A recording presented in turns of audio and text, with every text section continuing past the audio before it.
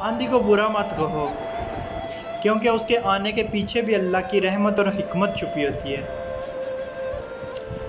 ابن خلدون اپنی کتاب میں لکھتے ہیں کہ جب زمین پر موسم میں سرما سے گرمی میں بدلتا ہے تو کیڑے مکوڑے، بیماریاں اور بہت سے موذی حشرات پیدا ہوتے ہیں جو اگر زندہ رہ جائیں تو دنیا تباہ ہو جائے۔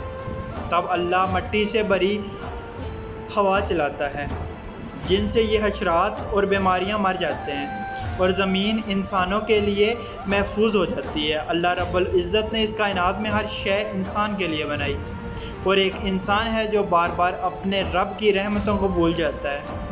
بے شک تم اپنے رب کی کون سی نعمتوں کو جھٹلاؤ گے۔ اللہ پاک آسانیاں حاصل اور بانٹنے کی توفیق عطا فرمائے۔ جزاک اللہ۔